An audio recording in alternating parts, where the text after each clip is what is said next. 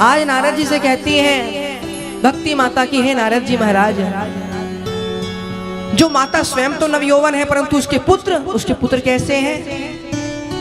वृद्ध बूढ़े हैं। उस माता को कितना कष्ट होगा। तो आज नारद जी समझाते हैं कि हे भक्ति माता, आप चिंतित क्यों होती हो? आपके लिए तो भगवान कहीं भी चले आते हैं। जो छोटा हो, बड़ा हो, धनवान हो, निर्धन हो, किसी में भी भक्ति होती है ना।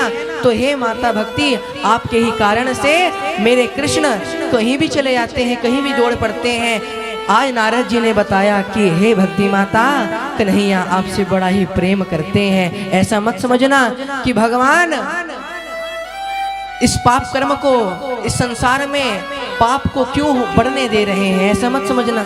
ये तो कलयुग है, कलयुग का स्वभाव है पाप करना, पाप कराना, पाप करना, पाप कराना, ये कलयुग का स्वभाव है।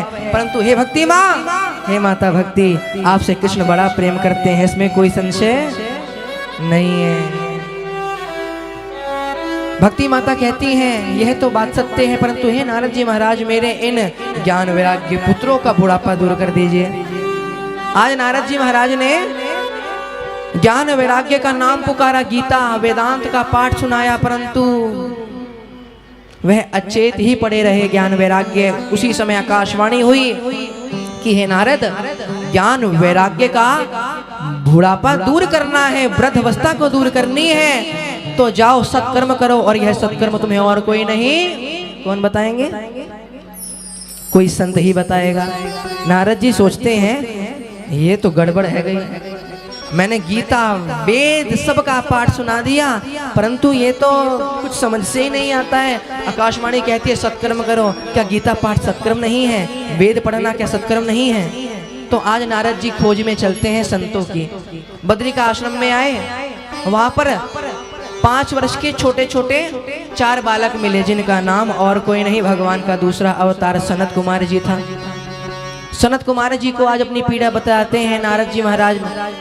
सनत कुमार जी कहते हैं कि देखिए ऐसा है कि जो वेद है, गीता है, उपनिषद है, ये मात्र एक पेड़ और पेड़ की डालियां और पेड़ के पत्ते हैं, परंतु जो इन सभी वेद, गीता, इन सभी का जो फल है वह एकमात्र भागवत ही है। इसलिए भागवत का सत्कर्म करो। आज सनत कुमार जी के कहने पर नारद जी महाराज भक्ति ज्ञान वैराग्य के लिए महाविशाल आयोजन करते हैं। गंगा के तट पे आए, बालुका का व्यास आसन लगाया, व्यासपीठ बनाई, व्यासपीठ पर सनत कुमार जी बैठे। आज सुंदर भागवत की गर्जना हुई। जितने भी देवी देवता, 33 कोटि देवता, जितने भी सप्त ऋषि थे, सभी मूर्तिमान हो गए, वेद मूर्तिमान हो गए और कथा को सुनने लगे। उसी बीच क्या हुआ कि ज्ञान और वैराग्य का बुढ़ापा दूर हो गया और भक्ति माता वृंदावन में आज भी ताता थैया करके नाचने लगती हैं और कहती हैं क्या?